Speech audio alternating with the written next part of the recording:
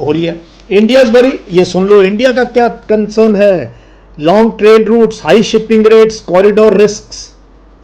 ये है लड़ाई नेतन्याहू और हमास की है, प्रॉब्लम आपको पड़ेगी, आपकी चीजें महंगी हो जाएंगी। पुतिन, कोई जरूरत नहीं थी पुतिन को अटैक करने की, कोई जरूरत नहीं थी, सिर्फ दिमाग का पागलपन, दिमाग का पागलपन, दिमाग का फितुर, दिमाग का वायरस अटैक कर दिया। उसकी वजह से अफ्रीका में लोग भूखे मर रहे हैं, वहां अनाज नहीं पहुंच रहा। भारत में कुकिंग ऑयल के प्राइसेस बढ़ गए, जो हम तेल यूज करते हैं खाने में, उसके प्राइसेस बढ़ गए। और पूरी दुनिया की एक सप्लाई चेन है, प्लीज अंडरस्टैंड, जो ये वर्ड्स में बोलता हूं, दुनिया की सप्लाई चेन डिसरप्ट हो गई, डिसरप्ट हो गई। अब क्या होगा, ये है हमारा कंसर्न। अब भाई हुती अब चुप रहेंगे।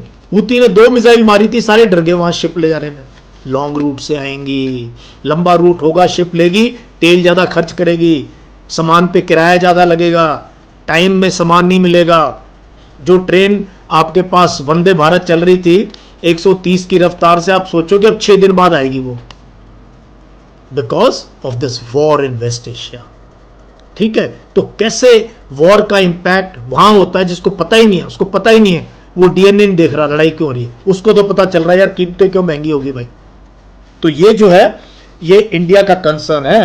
As the conflict in West Asia enters a new and unstable phase, both global and Indian traders are bracing for prolonged disruption in trade. भाई जो शिप 5 दिन में आनी थी वो 15 दिन में आएगी, किराया बढ़ जाएगा, शिप्स का मिलियंस ऑफ डॉलर्स चार्ज करती है शिप, ये कंटेनर शिप जो इतनी बड़ी बड़ी है, 7-7 मंजिल की शिप है।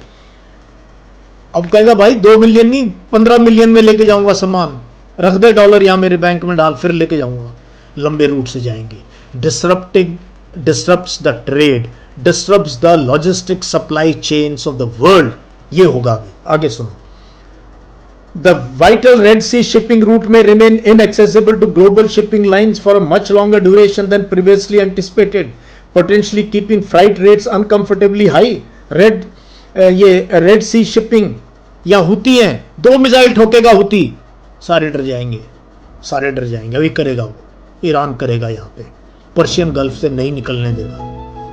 ऐसे नहीं हो सकता कि अमेरिका का my way highway and only god I know is fire power, फोड़ो फोड़ो फोड़ो, ऐसे नहीं होता भाई। कमजोर के पास भी कुछ ना कुछ पेच होता है कुछ।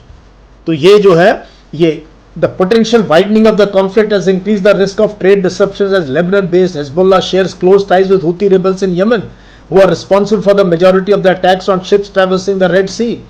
This assumes significance for India as it relies heavily on this route through the Suez Canal for its trade with Europe, the US, Africa and West Asia, as these regions account for more than 400 billion according to CRISIL rating. $400 billion की trade है हमारी, जो Suez canal और red सी से जा रही है, और वहां होगी आग लग चुकी है वहां पे। आप देखो, ये कोई समझाएगा आपको? और हम मीदा इजराइल सर, ये जो व्हाट्सएप वाले बहुत एंकरेज करते हैं कि मजा आ गया सर, मजा आ गया, है ना, इजराइल ने फोड़ा ना, बड़ा मजा आया। तुम्हें किस बात का मजा आ रहा है? तुम्हारी ना लेबनान से दुश्मनी, ना हमास ने तुम्हारे यहाँ कुछ किया, ना हिजबुल्लाह ने किया, ईरान तुम्हारा हजारों साल से दोस्त है, पर्शिया हमारी यहाँ लैंग्वेज थी, पर्शियन लैंग्वेज, कितने शब्द हमारे यूं के यूं ईरानियंस हैं। ईरान हमारा पड़ोसी था 15 अगस्त 1947 तक, अब भी हमारे स्ट्रेटजिक अफेयर में है, और हम दोस्ती उससे कर रहे थे, अंग्रेज के साथ कॉकटेल लेना चाहते हैं। तो ये देखो, ये अभी पासा पलट रहा है बहुत बुरी तरीके से, और नुकसान हमारे जैसे देश का जो है, ये समझने की जरूरत है कि हमारा क्या कंसर्न है। आगे सुनो हमारा कंसर्न जो मैं आपको बता रहा हूं, ये है नोट्स बनाने के। Longer trade route, rise in profits. Since the Red Sea crisis began, Indian exporters have been asking the government to focus on developing a shipping line of global repute.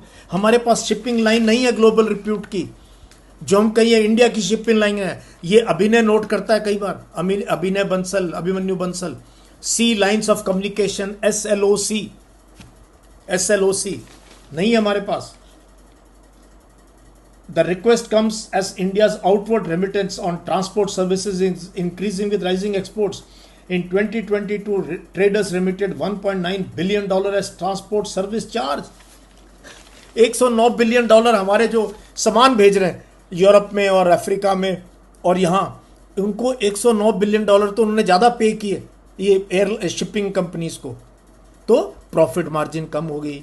अभी हम बेच रहे थे पेन 100 रुपये का Europe में, वो कहता भाई अब नहीं जाऊँगा इस रेट पे, रेट बढ़ाओ, आप 120 रुपये लेगा, बट यूरोप वाला आपसे उसी कीमत पे ले रहा है।